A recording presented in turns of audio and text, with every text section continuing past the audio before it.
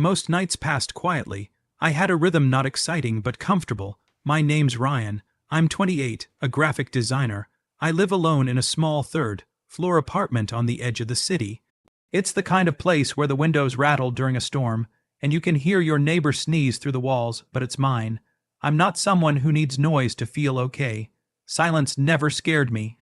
Until lately, that night had started like all the others. The sky outside had dipped into soft blue-gray. The city lights were beginning to flicker on, one by one.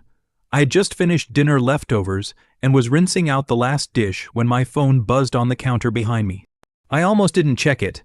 Most people don't text me this late unless something's gone wrong at work. But when I glanced at the screen, I stopped. Sophie. I hadn't heard from her in weeks, not because of a fight. Just life. That's how it had always been between us, quiet threads that wove in and out, never tied too tightly, but never quite breaking either. We met 3 years ago through mutual friends. She was the kind of person who noticed small things, a loose thread on your sleeve, a crack in your voice, someone you could sit with in silence and still feel heard. Over time, she'd become one of the only people I truly felt myself around. We weren't a couple, we never used labels, but she knew things about me I hadn't told anyone else, and I think I knew her in the same way. Her message was short. You home? No punctuation, no emojis. Just 3 words. I replied immediately. Yeah, everything okay. No response. I waited. 10 minutes passed, then 15. I figured maybe she changed her mind. Maybe she just needed to know someone was there. I sat back down at my desk, opened my laptop, tried to get back into the half-finished poster I was designing, but I kept checking my phone. Then there was a knock at the door. I paused for a second. It was soft, hesitant. I opened the door slowly, and there she was. Sophie stood there, arms crossed over her chest like she was trying to hold herself together. She wore a faded green hoodie and jeans. Her hair was pulled back in a messy knot, and her eyes, they looked heavier than I'd ever seen them. She didn't say hello. She just looked up at me, her voice low and unsteady. I haven't slept in days. I didn't say anything at first.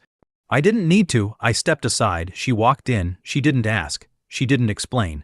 She just moved through my apartment like someone tiptoeing through a dream they didn't trust. She sat on the edge of the couch, folded her legs up, and stared at nothing. I went to the kitchen, grabbed her a glass of water. When I handed it to her, she took it like it was something fragile. She didn't drink. Just held it between her palms, fingers curled tightly around the cool glass. We sat in silence for a while. Eventually, I lowered myself onto the armchair across from her. The space between us felt filled with something unspoken, not tension, not awkwardness, just weight. The kind that lives in your chest when you're too tired to cry but too awake to sleep. She finally spoke again, not looking at me. I keep trying to push through. I go to work. I see people. I pretend I'm fine. But at night, it's like everything I've been running from just catches up all at once. Her voice didn't shake. It was steady, too steady. The kind of steady that comes when you've been holding yourself together for too long. I leaned forward slightly. You don't have to do that here. She didn't respond. Just nodded a little, eyes still fixed on a spot somewhere past my shoulder. Then came the question, quiet, almost shy. Can I stay here tonight, just for a bit? There was no hesitation in my answer. Want me to stay tonight too? She finally looked up at me, and in that moment, something softened. Her shoulders relaxed by a fraction, and the corner of her mouth lifted, not a smile, not really. Just the beginning of one. Like she was remembering what it felt like to be safe. She didn't say yes. She didn't need to. She reached for the blanket draped over the back of the couch and wrapped it around herself. Then, slowly, she leaned her head back, eyes fluttering shut. And for the first time in a long while, the room felt still in a way that wasn't lonely. The apartment felt quieter with her in it. Not the kind of quiet that makes you feel alone, the kind that wraps around you like a blanket. I didn't turn on the TV or try to fill the silence. Some silences are sacred. I just sat nearby, watching her slowly sink deeper into the cushions, her breathing beginning to even out, her fingers still loosely holding the edge of the blanket like she wasn't sure if she was allowed to rest. I didn't move for a while. I didn't want to break the moment. There was something fragile about it, like if I made a sound too loud, she might disappear. After some time, she opened her eyes again, not fully, just enough to know she hadn't drifted off completely. I hate how it happens, she said softly, her voice a whisper. How your brain just won't let you stop. Even when your body is so tired, it feels like it's falling apart. She was talking about sleep, but she was also talking about more than that. I nodded, letting the weight of her words settle in the room. You want tea? I asked. She didn't answer right away, then gave a small shrug. If it's not too much trouble. I stood, made my way to the kitchen. Boiled water, dropped 2 chamomile tea bags into mugs. I didn't rush. Just let the process fill the space between us. Something about the small, quiet act felt like what she needed. When I returned, she was sitting up a little straighter, hair falling around her face. I handed her the mug, and her fingers brushed mine a little cold, a little unsteady. Thanks, she said, barely above a whisper. She took a sip, then held the mug in both hands, eyes drifting again. I sat across from her, legs folded under me on the armchair. The warmth from the mug seeped into my palms. I didn't ask any questions. I didn't press. I just waited. And eventually, she spoke. It started after my mom passed. She said, quietly, like she was talking to the room more than to me. The insomnia, at first it was just bad dreams, but then it turned into this. Constant noise in my head, like static. I'd lie there for hours, thinking about all the things I should have said. All the ways I didn't show up the way I should have. I looked at her, but not too directly. Sometimes, people speak easier when they're not being watched. I didn't know she was that sick. She continued. She didn't tell me. I think she wanted to protect me, but I still feel like I should have known. You know. I nodded slowly. Yeah, I said. I do.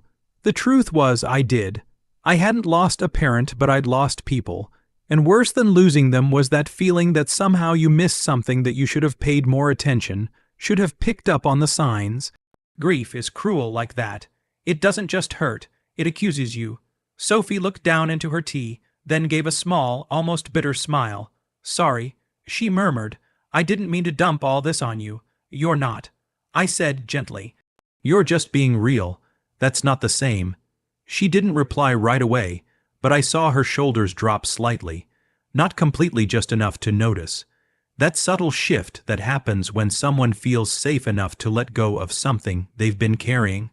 We sat like that for a while, her curled into the couch, me across from her. Both of us holding warm mugs in our hands like they were the only things grounding us. Eventually, she spoke again. You remember that night we stayed up talking until sunrise? She asked, glancing at me through her lashes. I smiled. On the balcony at Kate's party. She nodded. You were the only one who didn't try to fix me. You just listened, like you were actually hearing what I said. I was, I said simply. That seemed to surprise her, or maybe it just reminded her of something she'd forgotten. Her eyes softened, and for the first time that night, she smiled a real smile. Small, tired, but there.